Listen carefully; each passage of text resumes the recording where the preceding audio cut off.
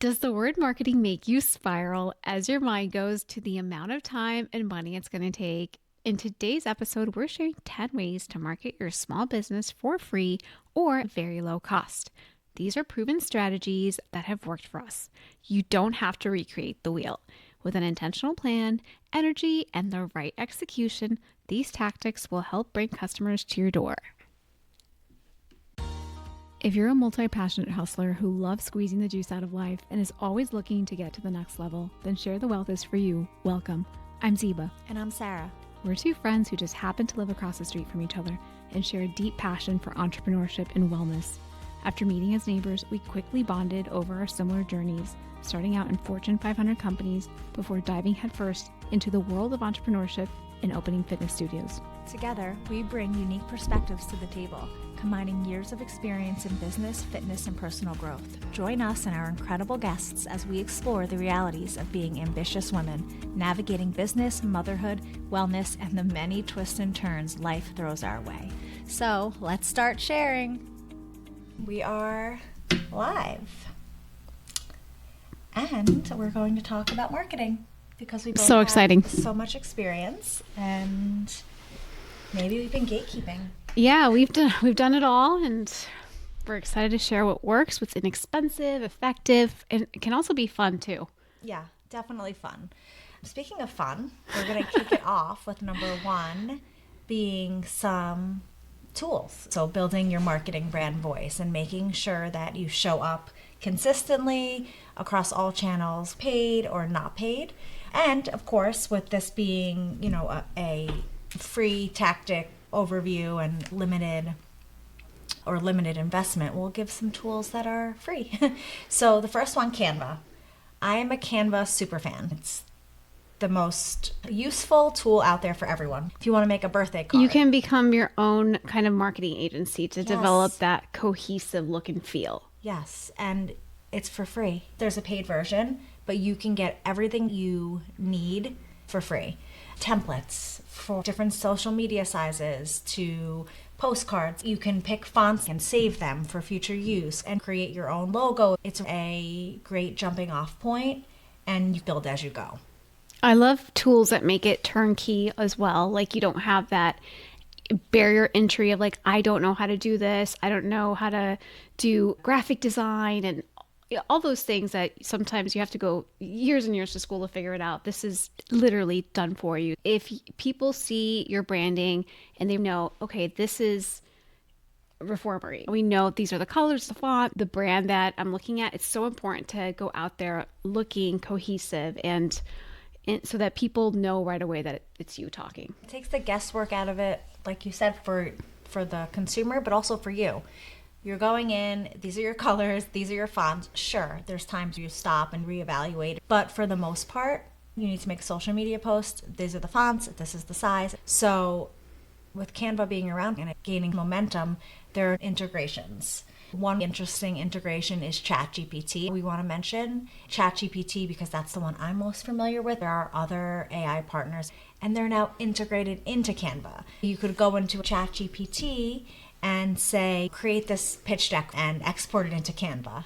Do you ever feel like you're cheating with this? Yes, I do. As a small business owner wearing all the hats, it's okay to cut some corners. This is the reality now, and can be scary and intimidating, but you might as well get in there and see what it's all about because everyone's using it. If you're not using it, you could be getting left behind or being less efficient. For example, if you're using AI and just plugging it in and forgetting, that's going to be obvious. It's a robot. You have to check your work, edit what it's spitting out for your own brand voice.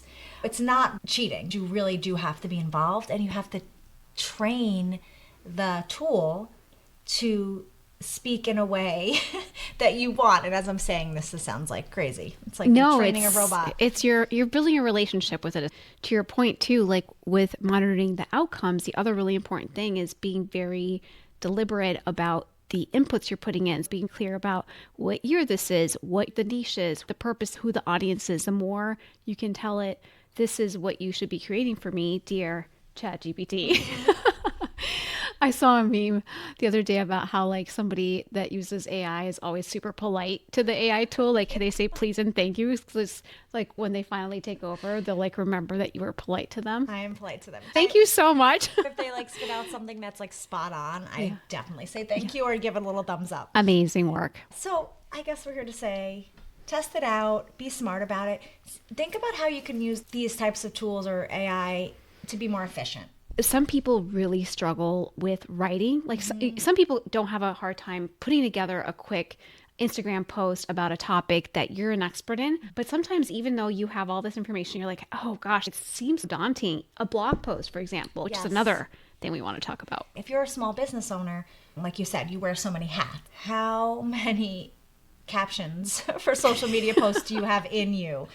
How many blog posts for your website? How many emails? And we'll get into all of these and we'll come back to how a Canva and an AI partner can help, which is a good segue to social media, which is a whole episode that we've done already.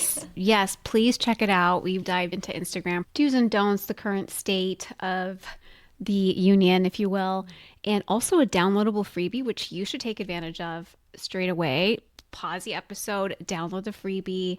It's an Instagram guide on how to grow, how to set up your profile, how to optimize it if you already have a profile, how to post, what to post, when, all those goodies and details. With social media, what makes us excited is that other than the cost of your time, it is essentially a free tool to get in front of your customers and talk to them. Use it as a tool for other things, which we'll get into later, like capturing emails. It's a fantastic tool to also display some of those things that we talked about. Number one, like your Canva, right? Like your carousel posts, the different branding elements, and start to get a look and feel across the web of your branding. Listen to that episode. It's full of goodies. We won't bog you down rehashing everything we talked about then. Sarah, I know you're a big fan of LinkedIn.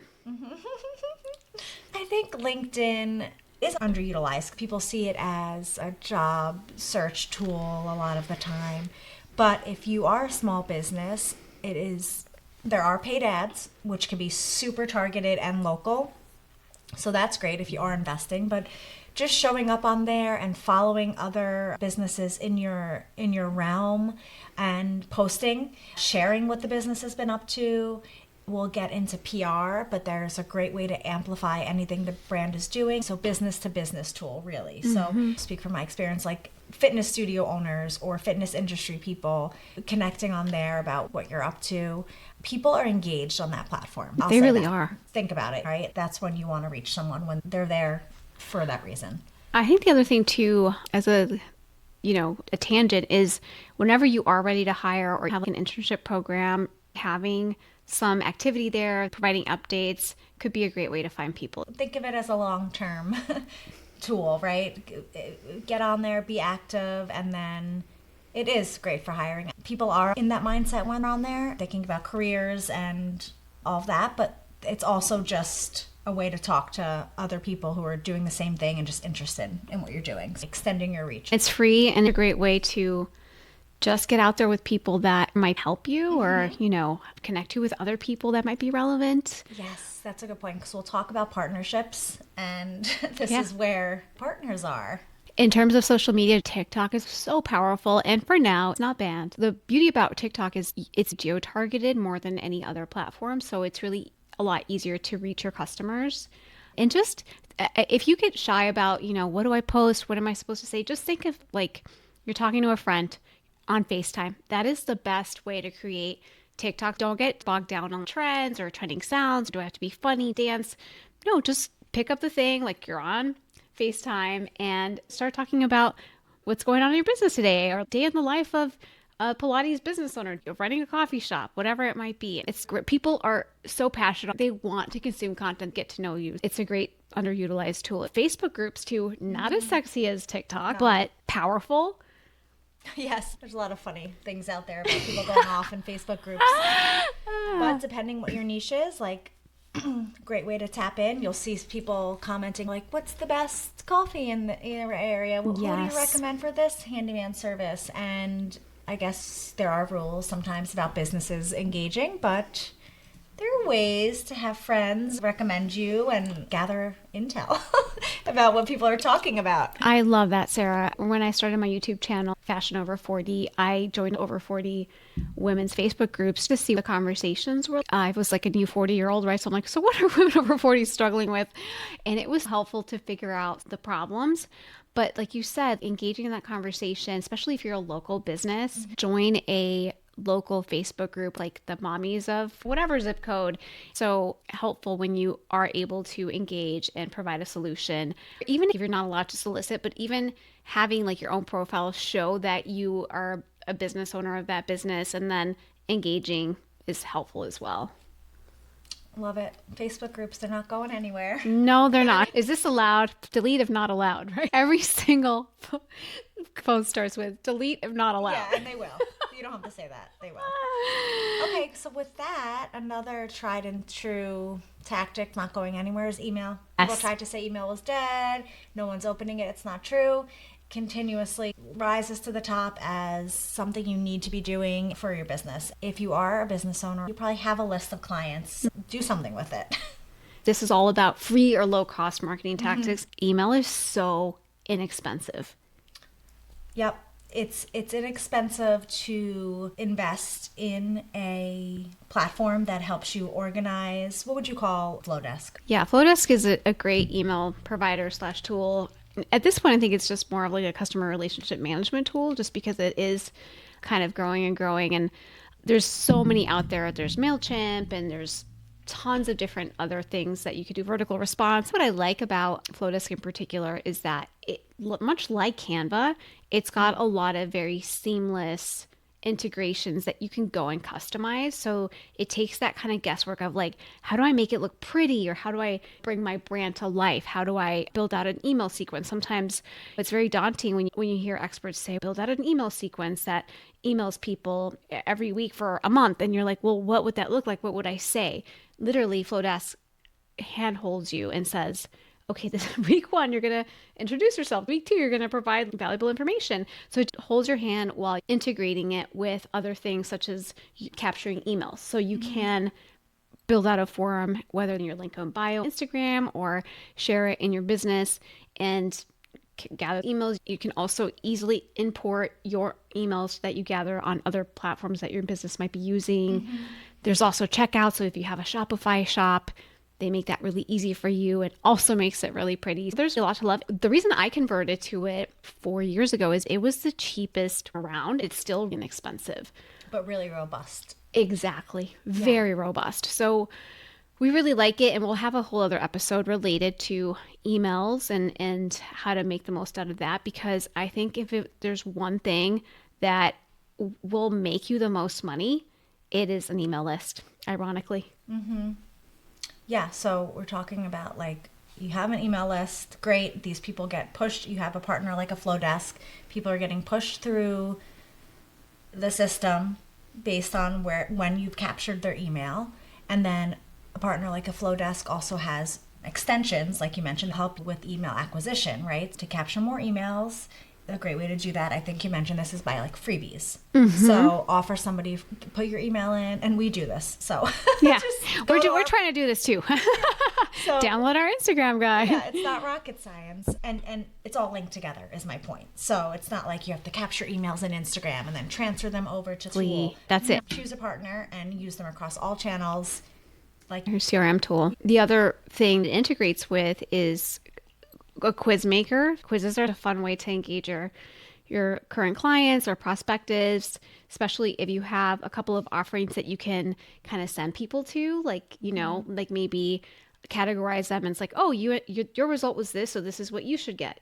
And so it's a really easy way to capture another email, and Flowdesk does integrate that as well. So that's great. We're fans. If you don't know what to say, we mentioned this social media and email. Go back to that ChatGPT and AI partner and ask for some ideas.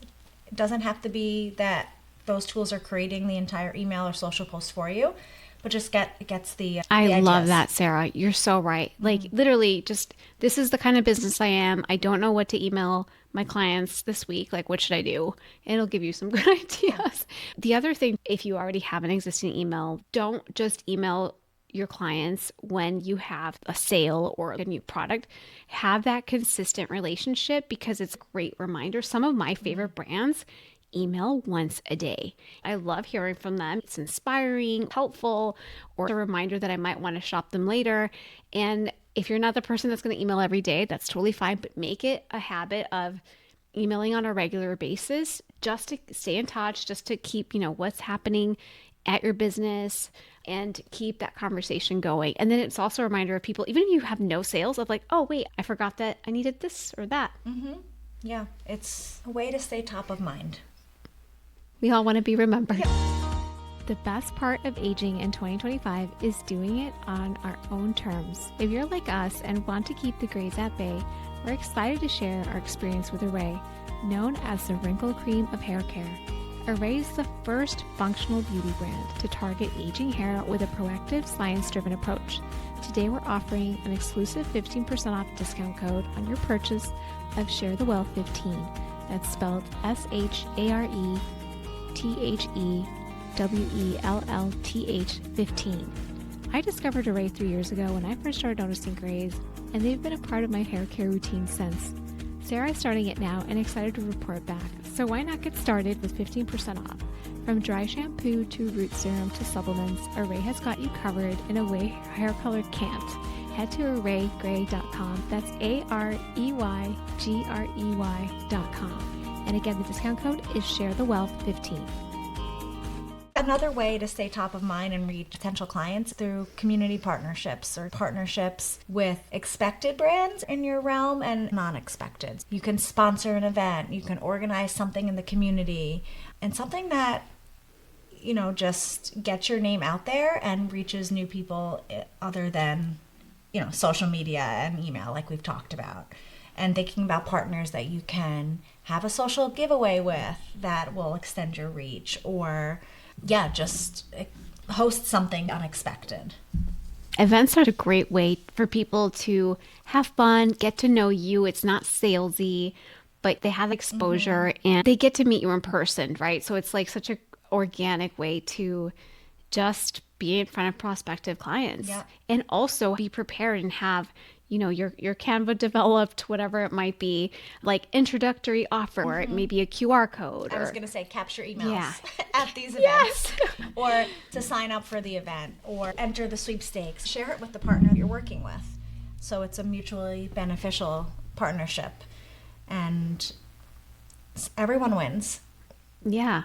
And, the other thing too is doing something altruistic, like a neighborhood cleanup or showing up at a baseball game, or, having snacks for the mom, whatever it might be, like having something very, very grassroots and having it be memorable goes far. And it's a great way to develop goodwill and perhaps a local news story. Yeah, for sure. When you said altruistic, it reminded me of donating. What we do at the studio is donate a free class for pack, fundraiser, whether it's a silent auction or an offer in a goodie bag. If someone asks us, we almost always say yes. Yeah, because why not? And it brings new people in the door, and also we feel really good about it, especially when it is for charity. Definitely. I love that. And it doesn't cost you any extra time. We have it pre-created in Canva. The offer they give to these types of events, email this person to claim, and it's seamless at this point. Thinking back, it felt overwhelming. What should we do? What could we give them? We've tried different things, and it hasn't worked for us. We've landed on what does work as a free partnership offer. You have to find out what works for you. The other thing that I feel like is overlooked in 2025 is going to other local businesses, coffee shops, bookstores, schools, and leaving something behind. It feels outdated in today's world, but there's still something to be said to still having those eyeballs and having people, just come across your brand with very little effort. The more hits you can get, maybe they won't pick up the card at the coffee shop, but then they'll see you another time somewhere else, and you just keep showing up, and then they'll be like, yeah, I've heard of that place. And eventually you'll get that conversion. The other thing with partnerships is partnering with other businesses, donating to charitable events, and hosting events. Another thing under the partnership umbrella is trading services for services. Maybe you need video for your site or social, and you have a videographer who wants to take Pilates classes, right? So you could trade, we'll give you some classes for your content. And a lot of small businesses do this, and a lot of people are open to it. Think about that if you're in cost saving mode. That leads us to PR. Yeah, so I think this might be like a scary topic or intimidating topic. Yeah. It's intimidating because it's like you think PR, like You have to hire drama. an agency, or you Yes. have to have a publicist that's like pushing your name and making you popular. Right. No, it's about just how can you get your name out there free of cost in a more journalistic, I guess, format.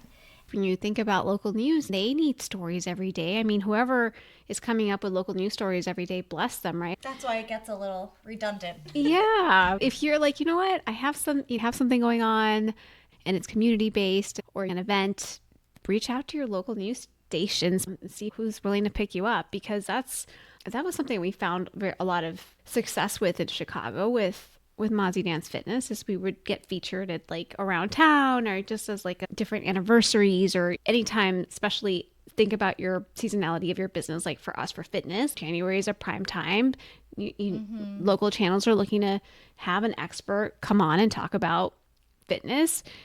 For summer, if you're building out patios or you're landscaping, like it might be a great time to reach out and be like, hey, like I have some landscaping tips. It's one of those things that you hear about some business on a local news station and you think, wow, like they must be special. Yeah. I'm sure they are.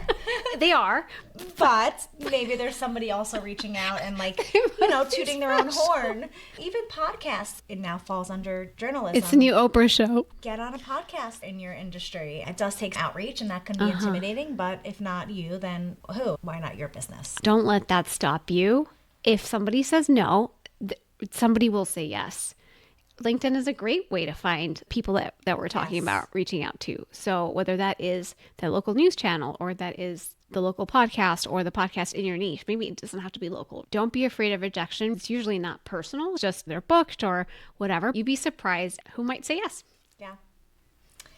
And you talked about LinkedIn, so maybe using LinkedIn as that in that way too. I love that. So like instead of just like going on LinkedIn and promoting your business, but using LinkedIn as a research tool, because people are on there and that's how you find out who works where and who you should be in touch with. So that's great. And actually, I always read like the LinkedIn emails that I get that are not my connections, because sometimes they're trying to sell you stuff, but sometimes somebody just wanting to connect because they're like, hey, I see that you're doing this. Like, would love to. That's awesome. Number 6 is Google, Which is also everything. It's everything.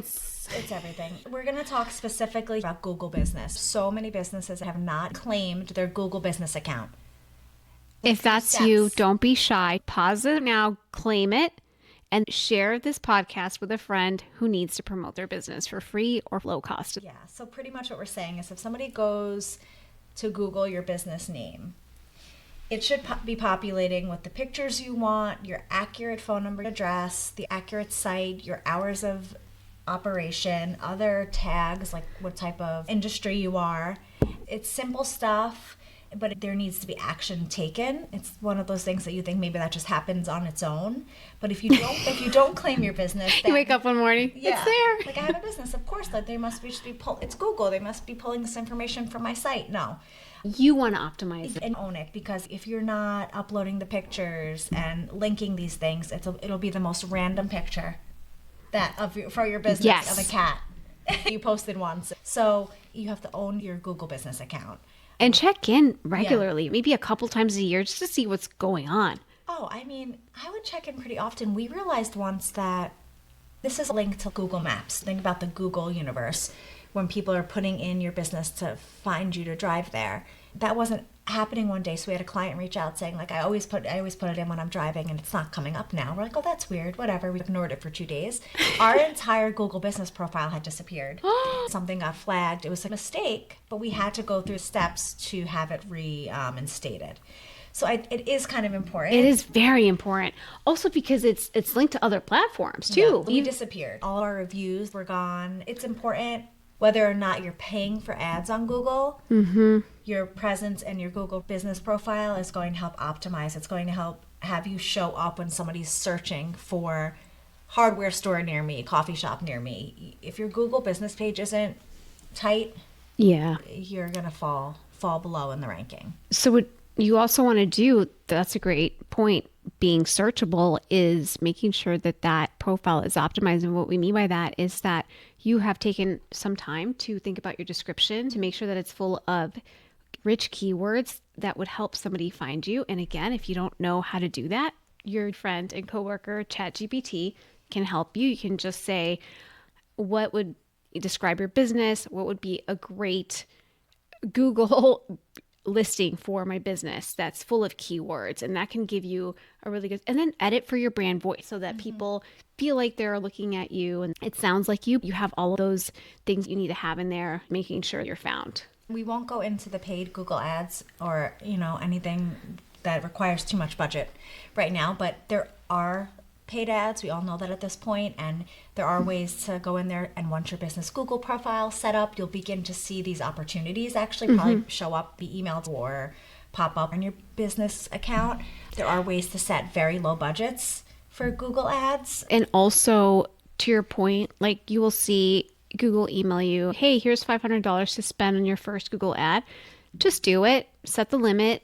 It is most of the time pay per click. So if somebody doesn't click, you're getting the impression for free. You only pay when they click. You can manipulate that and see if it brings anybody in before deciding to, hire an expert. Yeah, But see if you can learn anything from it.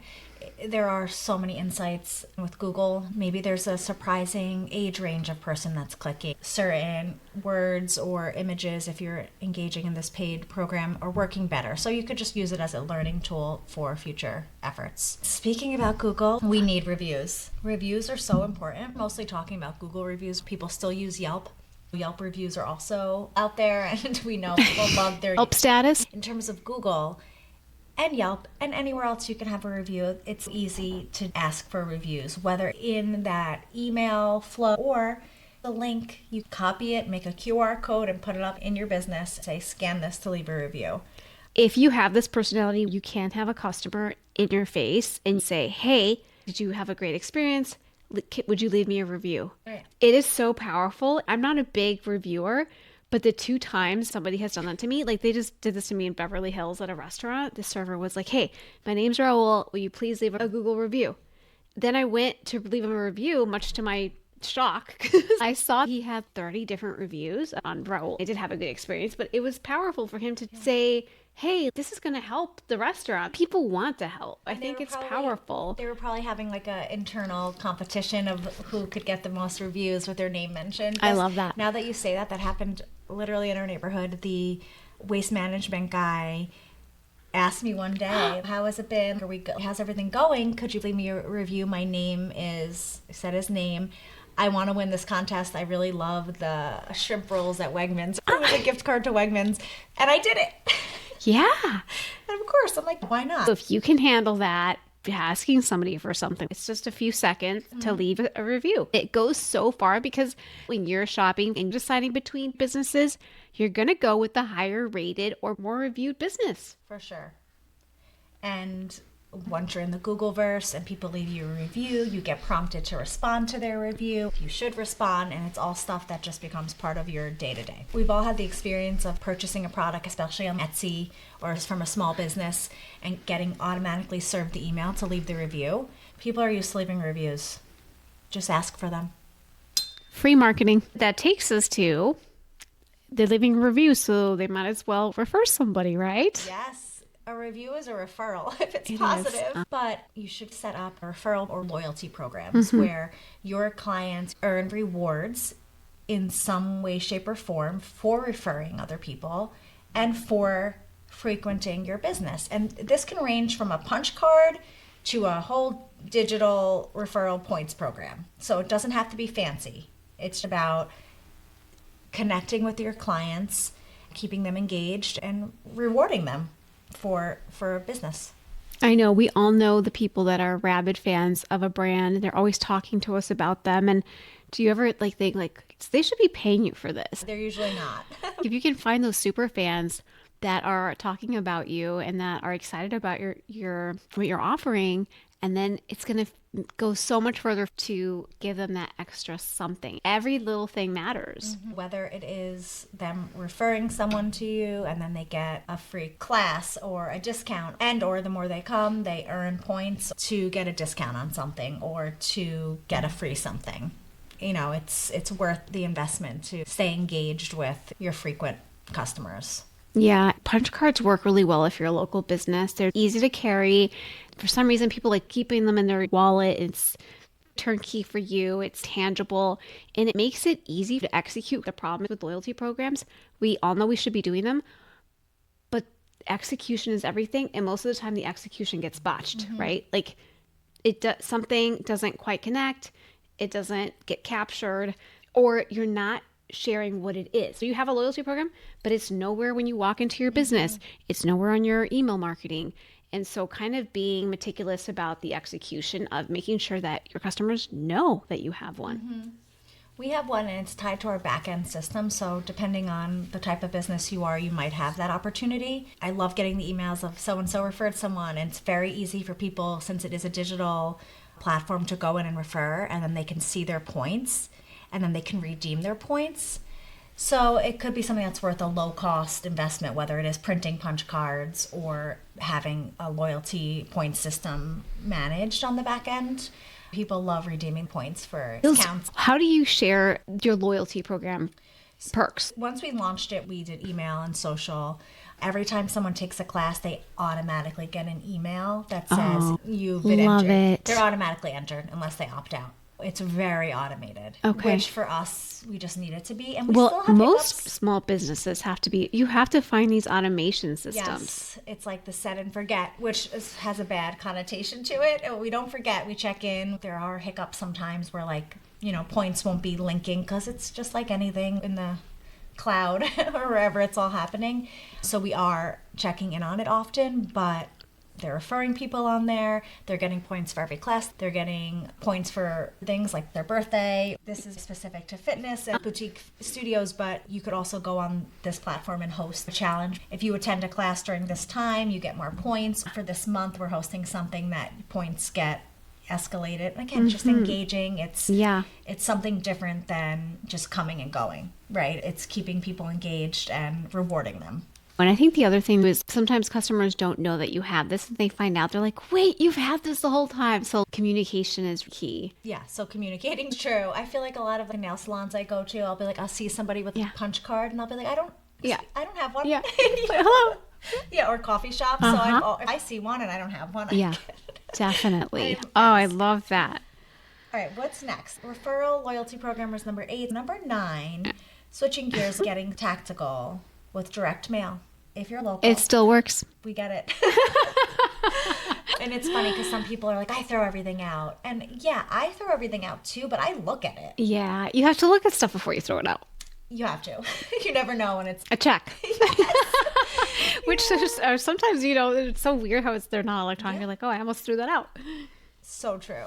And if you're local, you know the area that you're trying to target, and you can purchase these lists. You can do it as simple as the post office online. They have mailing lists, and you can create something again. Going On back Canva. to the beginning. In Canva, you already have your brand template. What we would say about direct mail and postcards, whatever you want to call it, obviously they're going to be targeted. In the piece of content that you're creating, include a QR code. QR codes are one of those things that were here and gone. They're definitely here. They're here. We're using them. Because if someone is throwing something out, you know, at least maybe they'll scan it first, and then it's more traceable and trackable. Yeah, it's too much to ask people to punch in your website. You just want them to scan it. Scan for schedule, scan for offer, or have the offer right there. Because if you are doing something like direct mail, let's make it trackable. Make sure you know if it was successful. So use this code to redeem this, and then you could see how many redemptions you have, or, you know, bring this in store. I get that a lot from a local chain retailer. Bring this in and redeem. They are tracking it.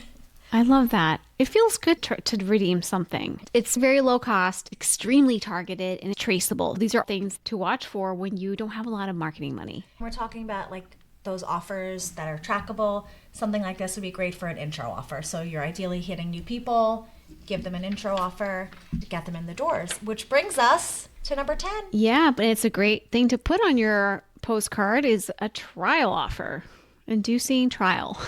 If you want to get someone in the door, doesn't have to be free, depending on what your business is, but there should be an intro offer to get someone to try your offering. Give them a chance to fall in love with you. And if it's not getting them through your door, can you be trialing your product at another place of business? You had a great example of the masseuse coming to your studio and giving massages. Like, he was doing that for free. Yeah, he was doing that for free. Every time that my clients would walk in and he was in there, it was such a treat for them. It was a special day. I'm looking good, like I'm providing something for them. Mm-hmm. And he's getting in front of new people who are like, wow, I need this in my life. Everybody wins. It was an investment on his part. Now I can't even go get booked. I can't book him. I shot myself in the foot. I'm sure he's appreciative. Trial your product. It goes back to partnerships, showing up, and not being afraid to test and learn. Yeah, great point. You have to have energy. If you don't have a ton of money, get out there, be grassroots, collaborate, find partnerships, and the money will come and you can start to spend more money. But then you have all of these tools that also go very far where they can build on each other.